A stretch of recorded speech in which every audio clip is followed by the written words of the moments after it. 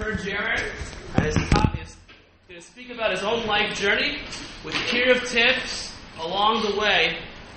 And the title of the class is A Miles Worth Journey. It's a big honor to have Miles say a few words tonight.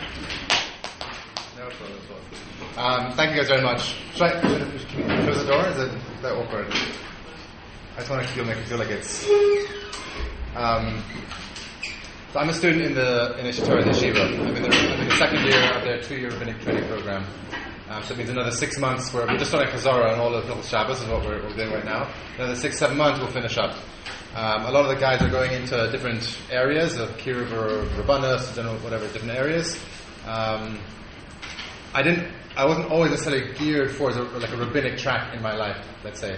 I guess I'll touch on different points of where I come from and what appealed to me in the world of Kiruv, I guess you could say, because I didn't grow up religious. I didn't grow up in a religious home at all, and I first learned about Yiddishkeit here in Torah.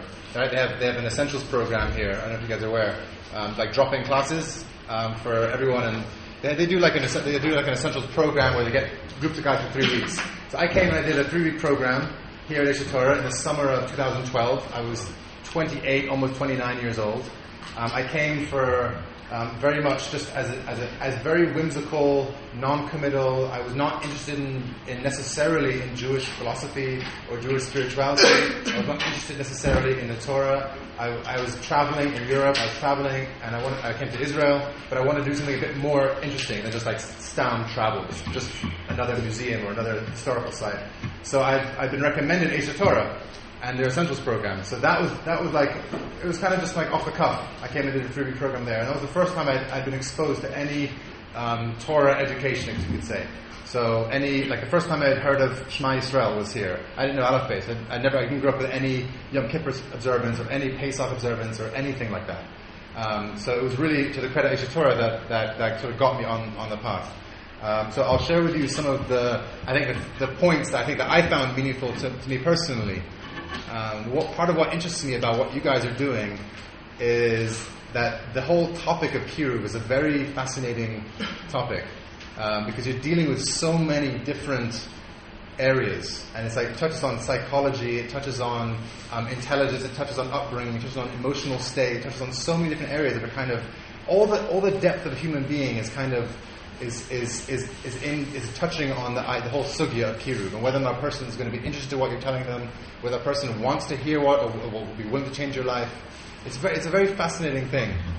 So I'll just share with you what I found interesting, what I found meaningful, and my wife also came from a non-religious background, and she has a totally different perspective, which I think maybe I'll bring in also because it's important also to hear. The more you guys are exposed to, especially if you're dealing with totally secular people, that will be better. I think it's also true if you're dealing with people who grew up in more religious environments or traditional environments. I think it would also be true. But that's just the kind of caveat that what I'm saying is definitely not in any sense, Torah Shabbal Pet. This is just kind of what I found to be very important. And it's something that interests me, and a topic I spent a lot of time thinking about. And really the first point I think that needs to be touched on is that when you're dealing with somebody, when you're discussing Kiruv with somebody, when you're discussing Torah, you're teaching somebody about either proofs of God or about the Tameh mitzvahs or any of these topics, right? They need a tremendous amount of zchus to be able to, for the words that what you're telling them to sink in.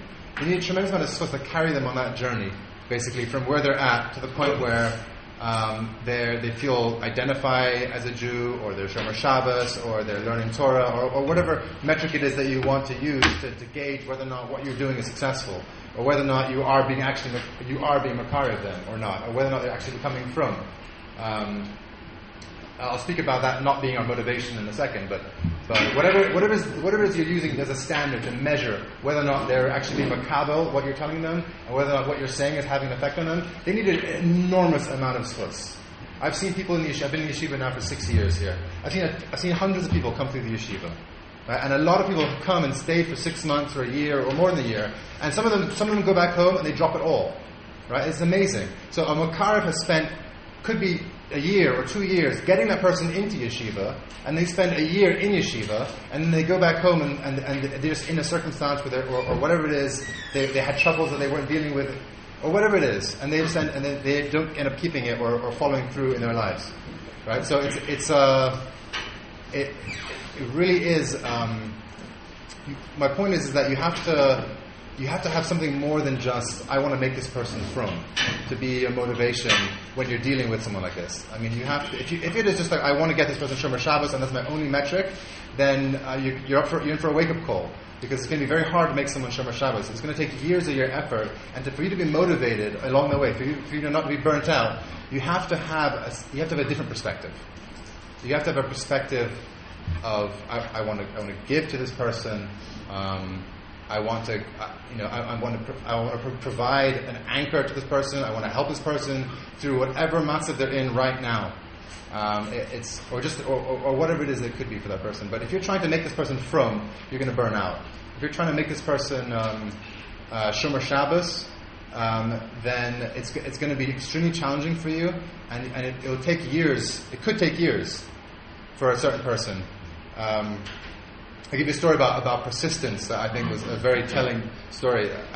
There was a fundraiser for Aish Torah. It was a very successful fundraiser.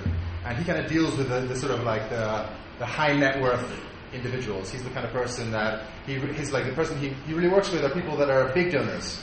And he'd heard about a certain billionaire, some tremendously wealthy individual that he was trying to work on getting connections to this person, Jewish, and he thought maybe he could help him to fund some of his programming or whatever. And he spent months and months and months trying to find the right connection, and just simply through Siyata D'Shmaya, and simply through just he had a connection, and he finally got a conversation, like a 2-minute conversation. He was allowed like a 2-minute conversation with this very wealthy individual. And when he spoke to him, the person said to this rabbi, he said, "Listen, Rabbi, I'll be honest with you. Like, I don't necessarily need another rabbi in my life. I have a rabbi," right? Which came as a tremendous shock to this person. He said, "What? You have a rabbi? Like, who's your rabbi?" He says, "Well, it's a local Chabad rabbi. He's my rabbi. I learn with him every week." And that was just like overwhelmed. He's like, bowled him over. You learn with Chabad rabbi every single. Well, how did that come about? How is it this person who's like totally disconnected to Torah Judaism learns with the Chabad rabbi every single week? And he said, "Well, to be honest with you, it's kind of a funny story. He called my office, and one day, after a certain point, he was so persistent that I just took his phone call, and then I agreed to meet with him, and then we started a connection, and I learn with him every week now." And so what came out was this person, this Chabad rabbi, had called him every single month for 10 years until he actually set up a meeting with him. Right? I'm not giving you this as a story to say like this is what you measure yourself against. I'm just saying like this is kind of persistent. That is like an example of persistent that you might need to have in your mind when you're dealing with somebody. You have to be a rav to these to people. You have to be a support for these people. You have to be a teacher, a friend, and that relationship should carry for years. It can't be that I want to just make this person from, because it will be damaging to you, I think, in the long run. By the way, I very much want this to be like a question-based discussion. The more you guys ask questions, and the more you have to clarify or give me feedback or whatever it is, you'll gain more from it. So that's I think one point. Maybe I was right on the board, so we can follow this train of thought. So the first point is that they have to have a source, right? Meaning that a lot of people are not going to. You might teach, 50 people in your class every week, and of those 50 people, maybe 5 of them have a source. Meaning that they'll have the merit to actually be able to follow it through. Meaning that at the point in their life, they'll be able and willing, and what you're saying will resonate with them. The goal is that what you're teaching them has to resonate with them. As I said, I was 28 years old when I came to Aish Torah, and my mother became religious when I was in university. And she became Shomer Shabbos when I was 21, something like that. I was a sophomore in university, and so that was already 8 years that I was exposed through her. I was exposed to Shabbos, I was exposed to Yom Tovim, I was exposed to mitzvahs, I was exposed to frum communities, I was exposed to a lot of things. But I just didn't have a sfus at the time for me to actually say, and it would have been much more convenient to me, let me tell you, it would have been much more convenient if I had gone to yeshiva at 21 or 23 than at 28. It's just like so much more easy in terms of spending a couple of years in yeshiva at that age rather than at 28. But I wouldn't have paid attention, I wouldn't have listened, I didn't care. You could have shown me the beauty of Shabbos, till you're blue in the face. I wouldn't have cared. I wouldn't have listened. You tried to send me over the rabbi, I wouldn't have gone. If there was a Chabad rabbi on one of these Chabad Bachrim on New York City, Manhattan streets who try and get me to put tefillin on, right? They ask me if I'm Jewish. I say no. Like that. I was like far away from. I said, just get away from me. I don't want anything to do with your religion. I don't want anything to do with you. Right? And so, all of a sudden, at 28 years old, I'm sitting in a classroom, and I was like, my mind is blown from the classes I'm hearing. Right? And there was a lot of other people in my class. Right? There was like 25 other people who were doing essentials with me. We were a big group, maybe 20 people. And a couple of them actually stayed on with yeshiva. A couple of them are like, one of the guys is learning at a Berkowitz school. So a couple of them became Trum. But most of them, I think for the most part, I would say probably 15 to 18 of them, let's say 15 of them, it made no impact on their lives, besides the fact that they had like a cool experience, and it may have like shaken them up a little bit while they were there. But when they go back to America, and they go back home, it's like, it's very hard to keep these things going, unless there's some sort of a sense of follow-up. So that's really my point when I say you need to have this fuss. That a person has to be at a certain point in time that is going to be makabel what you're hearing. Right? You understand what I'm saying? Yeah. So how do you get that? Is it your ancestors giving the best fuss? What I mean is that, I'm putting it in very frum terms by calling it this fuss. And also I'm putting it in terms that I don't really understand. It's just the best way I can describe it. People in different points in their life are going to be open to, and the ideas that you're telling them are going to resonate.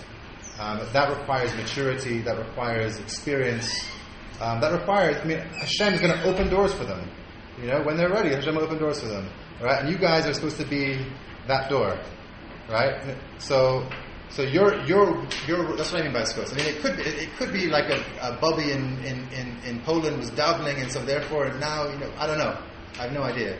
What I mean is that when I was 20 years old, the ideas that I heard from Yiddishkeit in the Essentials program were very mind-blowing, very challenging, and I found them they resonated tremendously with me.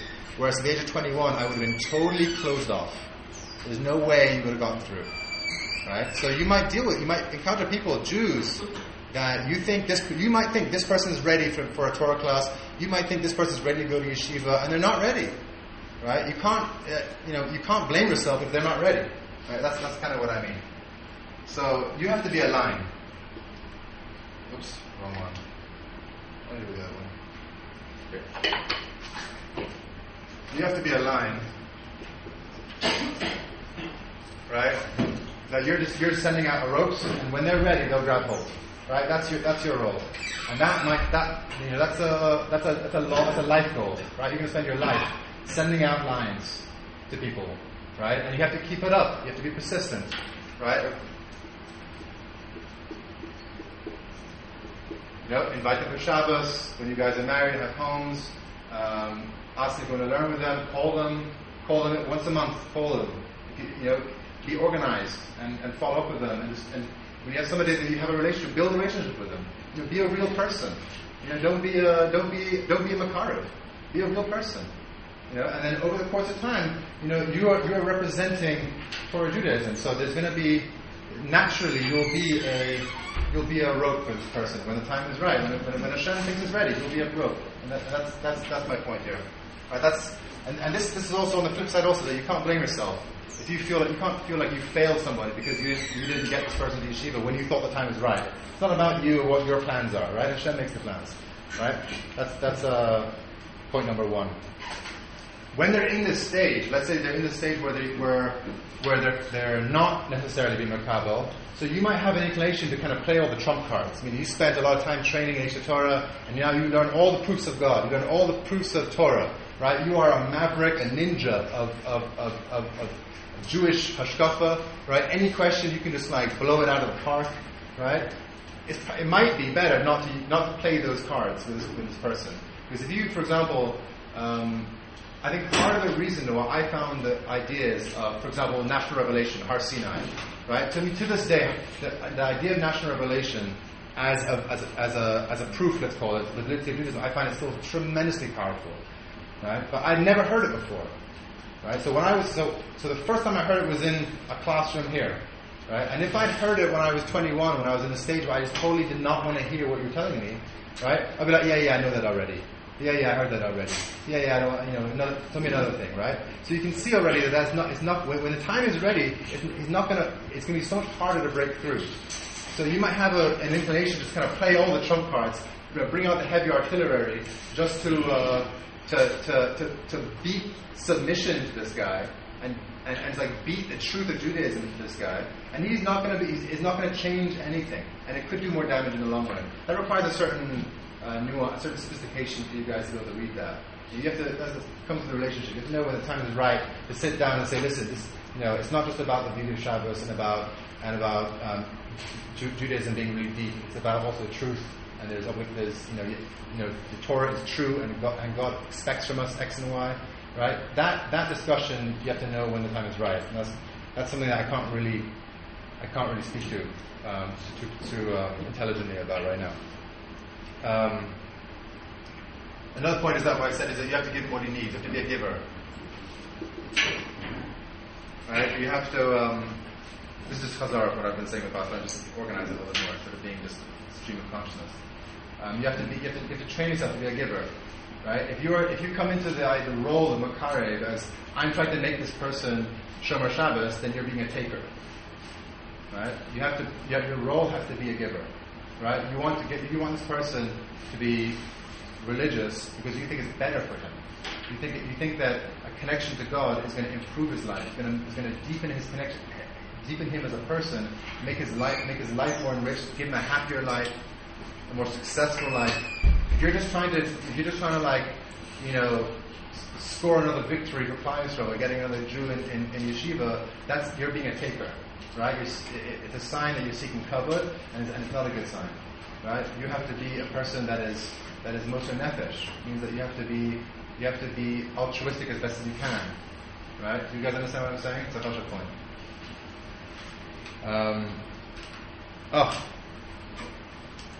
Can anyone tell me what's the difference between a Makarev and a proselytizer? You guys know what a proselytizer is, right? The Mormons who try and convert, who knock on your door and say, you guys should be Christian, right? Or who go out and spread out in Korea. Now, Korea is like a tremendously Christian country now, right? Because of Christian proselytizers. Yeah. They force it. What do you mean? They put a gun to their head? Yeah. Not a gun, but they're super I thought in Africa they force them all over. So that's true of historically. That's very true. Yeah, historically, Islam. Part of the reason why Islam is such a massive religion nowadays is because they were very successful militarily, right? So that's definitely true. The Christians also, historically speaking, would conquer lands, like the Romans, for example. Part of the reason why Christianity is such a major religion is because of a Roman emperor who converted to Christianity and made his entire empire become Christian, right? So that's true historically. Nowadays, not really. Like the missionaries in Angola, or the missionaries in South Korea, or the missionaries in all these underdeveloped countries, they're trying to. That's really where their bread and potatoes are these days. What's the difference between you guys and me and them? Oh, yeah, you were first. It's a much harder pitch to accept people to accept movements votes as opposed to just saying I'm giving you this or whatever the requirements are. Basically. You mean it's a second. It's really here. Suppose you're not a missionary.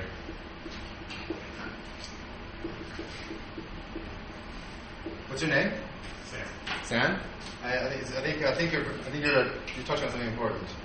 But you need to phrase it in a way that's more holistic.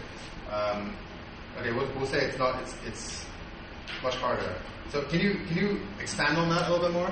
What does it mean that it's much harder? You're actually,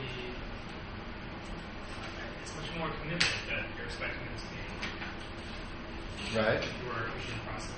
So you really are a missionary, but Well, no, I mean, the other difference is that, in this case,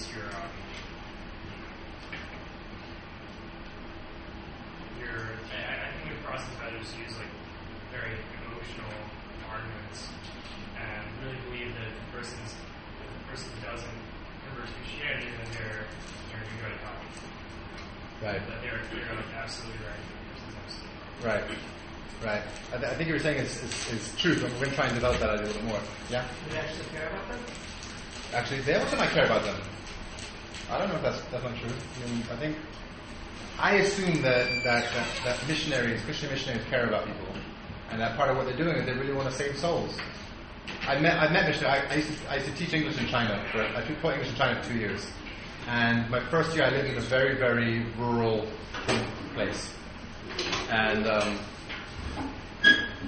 I turned out that I took Chinese classes there. My point being was to take Chinese classes. So I was enrolled as a student in university also, and there was a Korean couple there who were actually turned out were Christian missionaries, and I didn't know they were Christian missionaries, but they invited me to their house to be like a guest teacher in their English corner, and they had like a bunch of Chinese students there, Chinese undergrads I guess we call them, and they were using a textbook that like teaches the past tense of English as, learn the past tense. Jesus saved the leper.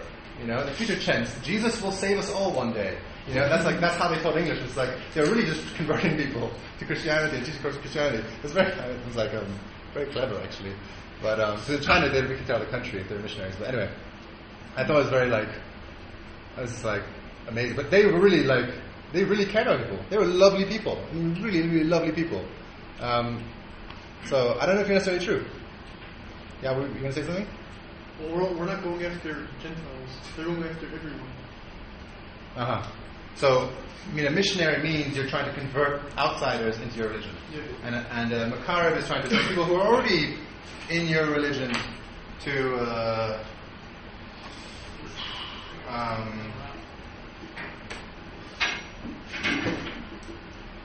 so a secular person, what I would have told you is that that's not true, man, because I'm not Jewish. My mother's Jewish, but so you're telling me that I'm Jewish, and therefore I have to keep all these mitzvahs. So therefore, you're telling me that I have to be religious because my mother's religious, right? That doesn't make any sense to me. To a secular person, that point you're true. It's 100% true, but that point is not going to make any sense. Like if someone says to me, "You're just a missionary, man," right? So you can't say, "No, I'm not," because you're Jewish. And I'll say, "No, I'm not." Says who? Says you? Says the rabbi? I'm not Jewish, right? So I think this point, while it's 100% true, I don't think it will make sense to a secular person necessarily. To somebody who grew up traditional, already has a Jewish identity, for sure that makes sense. And they probably wouldn't even care. They won't ask this question at all, But I think just to expand on Sam's point, because I think what Sam's point is, his point is that it's much harder, right?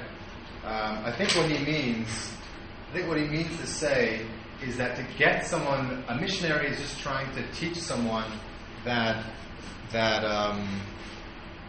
let's say like X man is God, whatever it is, whether it's Muhammad is a prophet or JC is God or whatever it is, right? A missionary is just trying to get that point across, and once they accept that point, then they can just move on.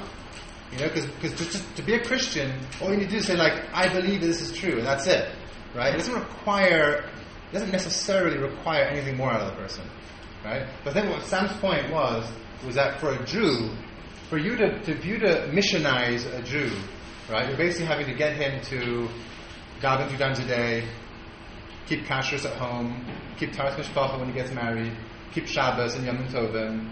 It's like the Sheish Mitzvahs Tamidiyos, right? You have God is that He's giving you commandments at every second of your day, and you're supposed to be an Eved Hashem, right? So it's like the whole point of being a missionary doesn't make any sense from a Jewish perspective, because it's not about just getting you to believe this is true, we could care less about getting the view is true. In fact, where we are in history with the whole Kiruv movement, as we're seeing, is that just convincing someone that Judaism is true is not good enough.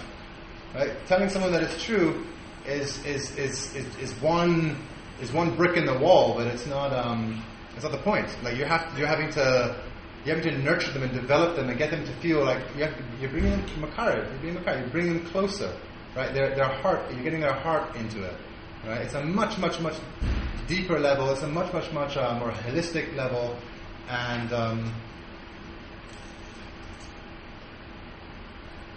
the point that yeah, I think that's the major point. So I'm just going to modify much harder.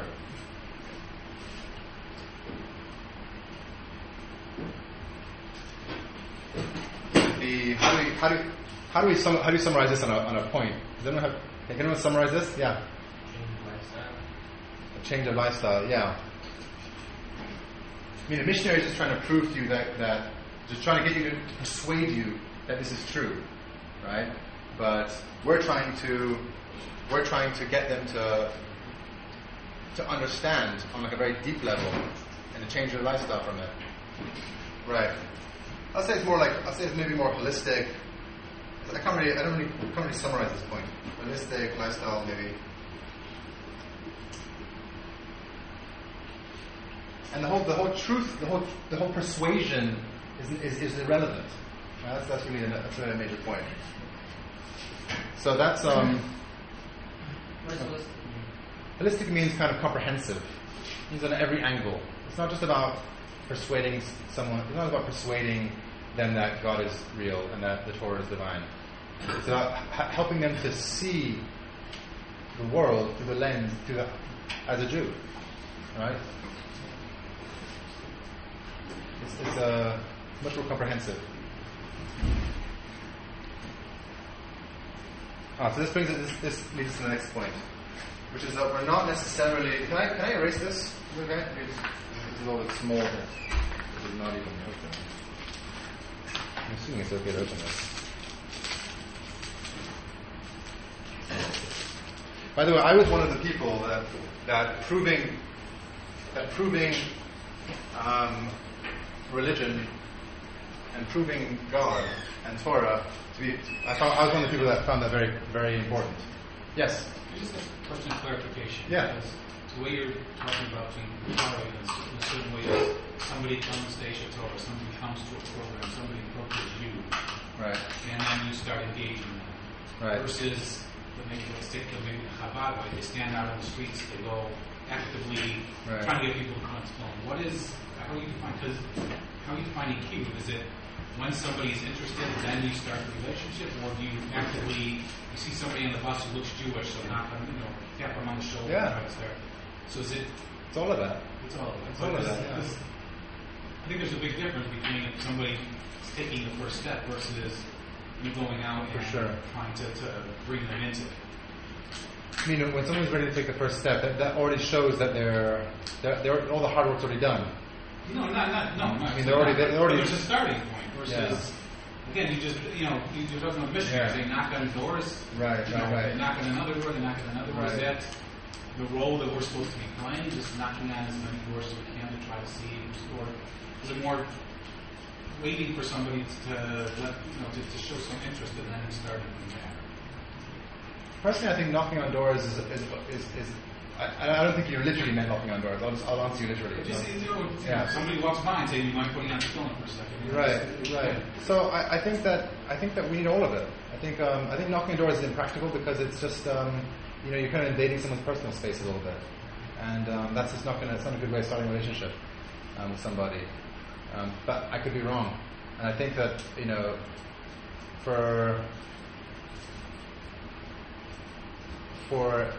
like the Chabad Mahalach, of just asking someone to put on tefillah, I think we need that. I mean, they do tremendous kiruv through what they're doing out there. I would break out if someone asked me to do that for a day. I would break out into a sweat. It would be the hardest day of my life. So I have tremendous respect for what they're doing. I think we need kind of all of it.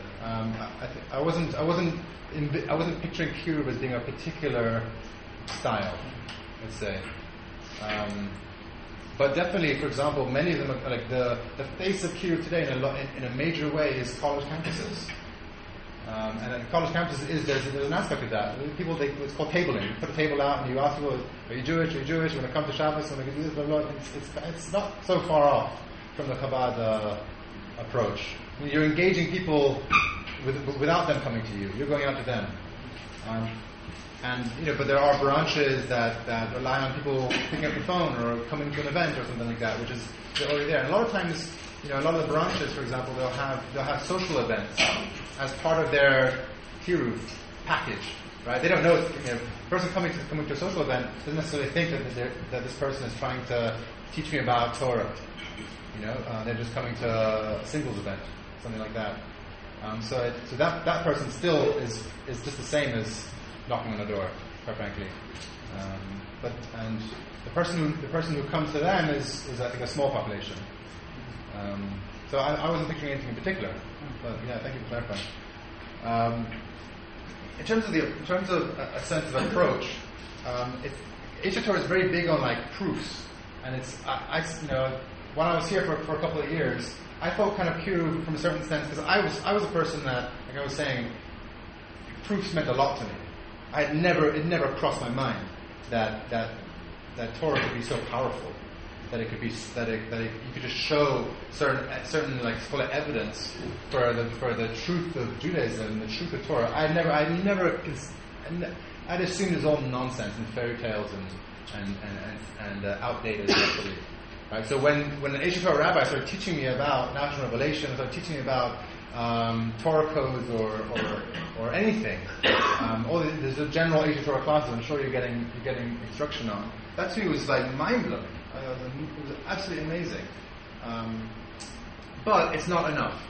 I would say that I'm a bit, I guess, old school in the sense that you teach me that this is true, then I'm like, okay, so I'll live by it then. In a certain sense. Nowadays, proofs is not necessarily so effective. The kind of person that is affected by proofs I think is less and less, and it's no longer like a frontline Kiruv strategy. Now it's much more they're already here, they're already engaged, and now you're saying that like this is actually like Rabbi Kellerman says, it's permission to believe. You're giving them permission to believe. That's a very good way of putting it. But proofs is just one aspect. It's really a much more holistic aspect, and I actually want to get to my main point. If you guys know Rabbi J.D. Cowland, he's a rabbi HUK. You spoke here? Yeah. Did he still talk about building a wall? No. So he has a very good mashal, doing very very approach, which is that a person has a certain sense of ideas that build up their construct and in their mind about their general hashkafas in life and their general beliefs and their general values, right? And your job is to take out those stones and switch them to be Torah ideas, right? They think that God doesn't exist. You're taking out that stone and you're putting in that God does exist. They think that homosexuality is totally fine. You take out that stone, you're saying maybe not. Maybe people think that. You take out anything, the whole assembly. There's a whole wall there. That's their construct and their picture of the world, and you have to work brick by brick with this person. That was a very good mashal for the role. And proofs is a major one. Proofs is like a big one. For me, it was a big one. Some people it's much smaller. But you have to kind of work. You have to work in stages, and you can't think that just by I'm going to prove to you that God exists, and therefore that's enough. I'm going to beat it into your head, and therefore that's it. No, it doesn't work like that necessarily. Yeah. I think first of all, I love what you're saying. But I think like nowadays it's like all about like the way that the hero involvement makes people feel. And that's why I think Chabad does do like an amazing, like they have great numbers of success. They really make people feel at home. Right. Odd house, it's right. Home. So at the end of the day, I'm not sure if it's a really good Yiddishkeit necessarily. People feel like, hey, well, did you see God? Right. But it's like a feeling. It feels right. Right. It's good. So yeah, I'm gonna take your point a little further now. So the main point what I wanted to communicate to you guys, it took like about 40 minutes to kind of lead up this ridiculous. Why didn't we stop? Is that Torah is in my perspective, in my opinion, this is my view on it, is that the Torah is trying to get us to be deep people, right? The Torah is trying to teach us to to grow as people, and that means to become a deeper person, meaning to be connected spiritually, and to live as a spiritual person rather than as a physical person, right? I think that's just my perspective on what my experience of living a Torah observant life for a couple of years, right? And people out there, secular people who have no relationship whatsoever to Yiddishkeit or Torah mitzvahs, are also very, very deep people, right? And you have to appreciate that. You have to respect that. That you have to. If you kind of come across as a preacher, and I have the truth and I want to tell you the truth, right? Then they're not gonna. You're risking kind of ruining the relationship because if you think that I'm so spiritual because I have Torah mitzvahs and you're just like this bag of tigers who are just chasing after desire, he's gonna pick up on that and you're not gonna get very far, right?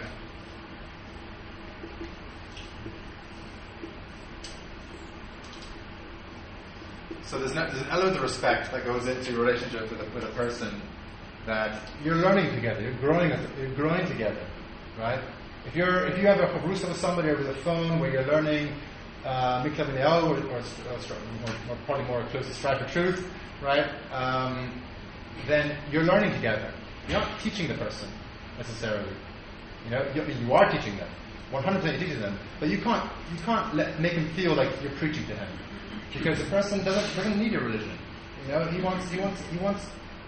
He wants to grow as a person and to be a deep person, and so you have to help him on that aspect. You're also supposed to be growing as a person. This is also going to help you grow as a person. So you have to see it as kind of as a two-way relationship in that respect. Many Makarim, by the way, just as a side point, feel that the relationship is very one-sided. It's very, very. I think it's kind of true because you're giving all the time, they're taking from you, and so it's very, very one-sided. But you can't let that trick you into thinking that that you're like a preacher.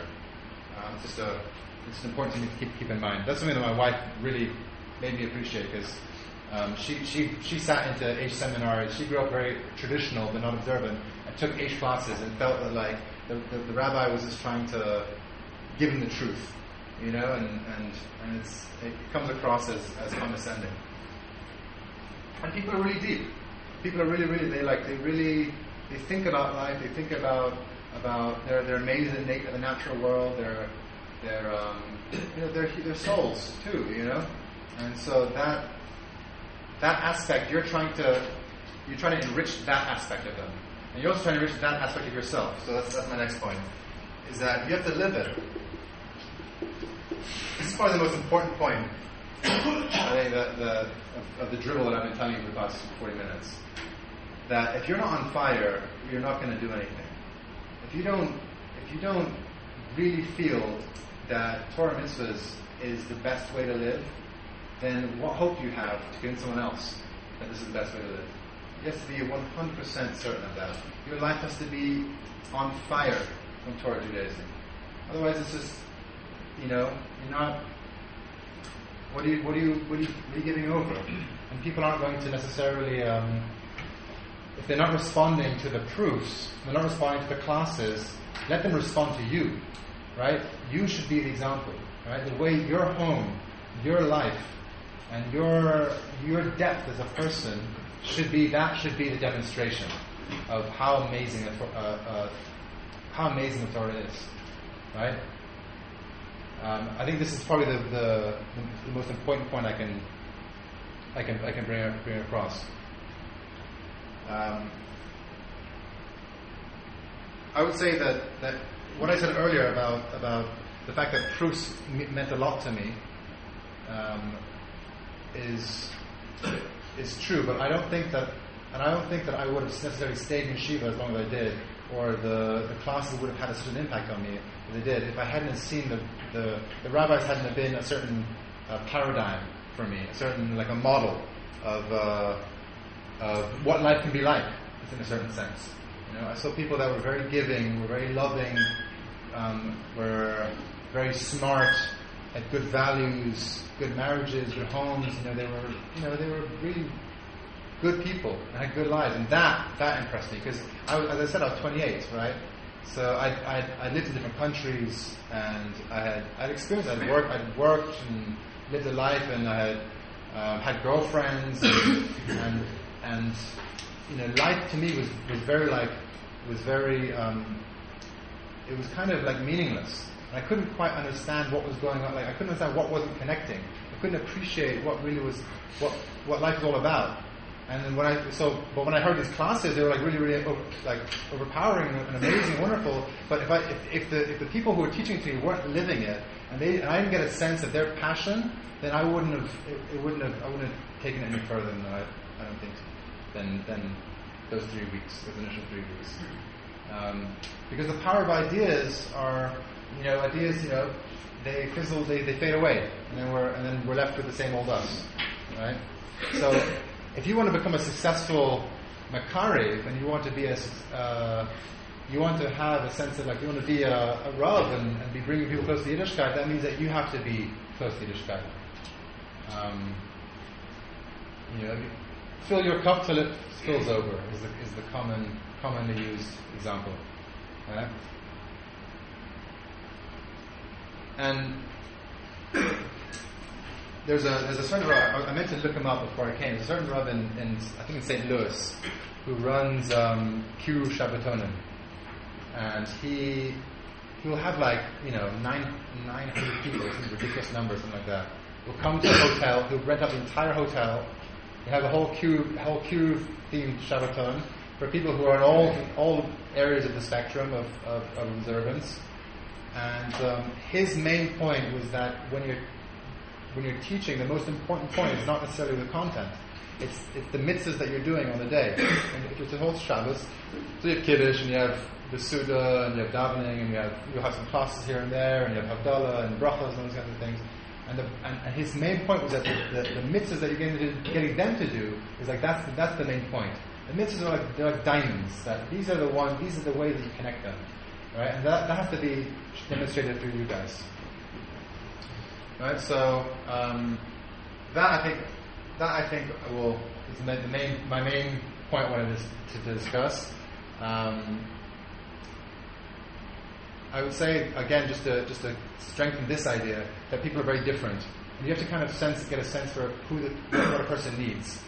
So for me, I needed to be shown that it was true, right? Much more so than I needed to sense the beauty of Shabbos, right? So, but another person needs to teach them how that this is going to make them more successful. There'll be a more organized, a more my point is people are different. They're not necessarily going to relate. Not going to relate in the same way that you have. So you have to, if you feel that someone is not ready to, maybe it's time to pass it on or whatever. You have to get a sense for people. That's just something to reiterate. Okay. So, any questions at this point? Yes. Jamaica? Yes. So I never really told my story necessarily, but it's not so important. What time is it? It's 8:20. 3 minutes now. Go ahead. Okay. So I grew up in the island of Jamaica. You guys know that? It's the island of the Caribbean. My mother is English, and she's the Jewish one. My father's not Jewish. And as I said, we grew up with zero observance, right? Like a Christmas tree in our home. Nothing. I learned Aleph Beis here. So I grew up and I thought that Judaism basically was just Christianity. It was like Christianity minus, JC. That's kind of what I thought. It was all the same thing. So I kind of wrote it off very early on. It's part of the reason why when my mother became religious, I just kind of thought she was going crazy. I thought she was like getting older, and so that's. But we moved different places. I lived in England and in South Florida and New York and Boston. I lived in China for a couple of years. I was very much driven by truth, which is why I think I was truth mattered to me, because I was a person that really I was looking for that, But yeah. I think it's all. I don't think you need to hear anything more than that. You guys heard everything else at this point. Okay, so thank you very much for hearing the spiel. Alright guys, we'll take a 1.5-minute break. Thank you so much to Miles, Kurt Jarrett. That's kurtjarrett@gmail.com. Great job, Miles. Thank you. And we're going to bench in 1 minute. 30 seconds have passed since the break started. So, that's not teaching.